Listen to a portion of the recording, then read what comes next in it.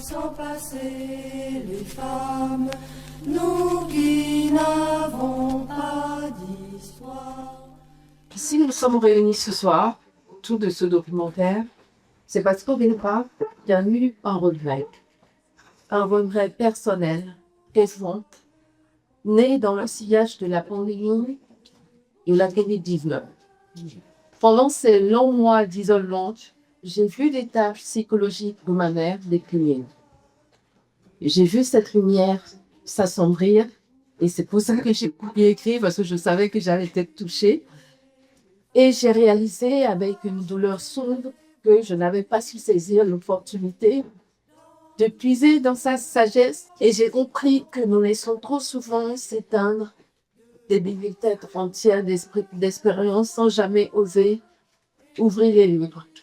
Ce projet me tient particulièrement à cœur. Ce projet Sagesse partagée est né de cette prise de conscience.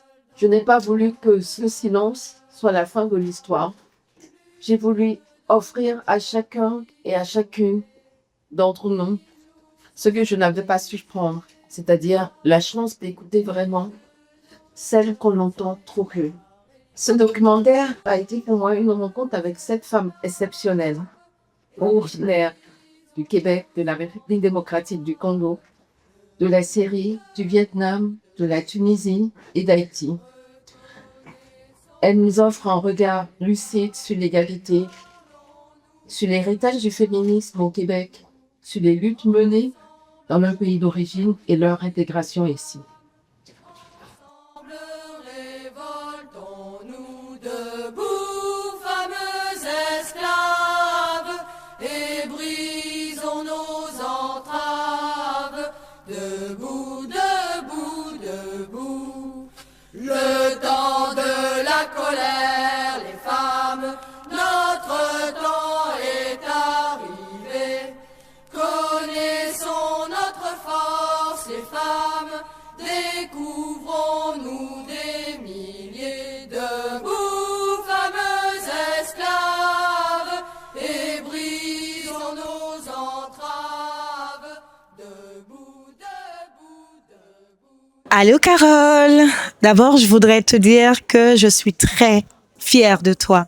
Ta sagesse, tu nous la partages à travers les projets, à travers les collaborations. Et sagesse partagée, ce n'est que le début d'une grande aventure. Je ressors grandie, je ressors inspirée et je ressors avec cette phrase, le mot vie d'un vieillissement. Elles m'ont appris que ma place, je dois la prendre. Ça devrait pas être un combat. Ça devrait être une place qui devrait m'être héritée, qui devrait déjà, même pas héritée, qui devrait être donnée de droit. Mais malheureusement, je dois me battre pour l'avoir, me battre avec moi-même, me battre dans une société qui décline, puis rester forte, rester une femme. Je peux vous dire que le documentaire m'a fait pleurer. J'étais très émue. C'était très bien synthétisé. On pouvait suivre. Et il y avait énormément de suites dans les idées. Ce documentaire de femmes qui nous racontent leur parcours, qui nous racontent toutes leurs embûches, qui nous racontent tout ce qu'elles ont vécu, moi, je le trouve ça extrêmement touchant. C'est vraiment très inspirant. Ça me booste, ça me donne espoir et ça me donne envie, moi, de faire pareil. Ce documentaire doit absolument être vu à travers le Québec tout entier. Il présente des femmes qui ont beaucoup contribué au Québec et qui sont d'origines diverses. Alors, ça nous permet à la fois de voir à quel point l'immigration a été une richesse pour cette contribution exemplaire que des femmes ont eue. Ce que j'ai aimé vraiment, c'est des femmes de partout. C'est des femmes dans différentes fonctions qui ont tenu à partager leur expérience et leur transmission. Ce sont des femmes de cœur qui ont vraiment œuvré tout au long de leur vie pour justement dévoiler la valeur qu'elles ont et puis la partager à travers ce documentaire. Confiance en soi, estime de soi, ce sont des sujets qui sont primordiaux aujourd'hui puis qui permettent vraiment aux femmes, aux immigrantes ou aux personnes qui sont différentes de se démarquer et puis d'avancer dans la vie. L'ambiance était géniale.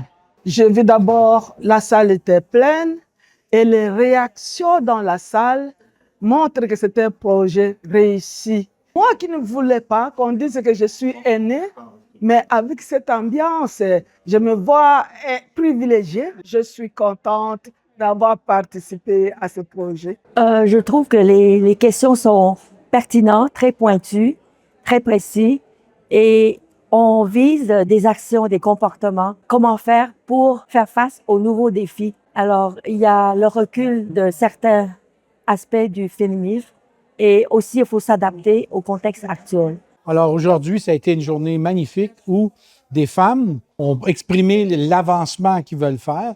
L'autre chose aussi, c'est que pour moi aussi, c'est I have a dream. Pour moi, c'est le Québec. C'est les femmes qui ont construit quelque chose pour le Québec. Très bel après-midi, qu'on a eu beaucoup d'échanges. C'est ça qui est très important, l'échange entre les femmes d'un certain âge. Et en même temps, la présence des hommes était importante, qui ont aussi questionné, j'apprécie. Ce sont toutes des pionnières qu'on a vues. Et c'est des paroles que j'encourage auprès de ma fille, de toujours se prononcer, toujours parler et toujours garder sa voix haute. C'est une chance que des gens prennent la peine de nous rappeler tout le travail qui est accompli, qui nous permettent de constater la chance qu'on a d'être dans une société comme celle-ci, mais aussi qu'il faut préserver avec nos congénères, c'est-à-dire la gente masculine. Je sors d'ici vraiment très, très, très inspiré. Je finirai par les mots de Louise Arel, qui disait « Ce qu'il y a de plus beau dans le mot vieille, c'est les 3 premières lettres, donc vie ». Ça m'a beaucoup inspiré et je la garde vraiment. Donc, une soirée très, très inspirante. Bravo à l'équipe Femmes et Pouvoir. Le temps est arrivé, connaissons notre force, les femmes, découvrons-nous des milliers de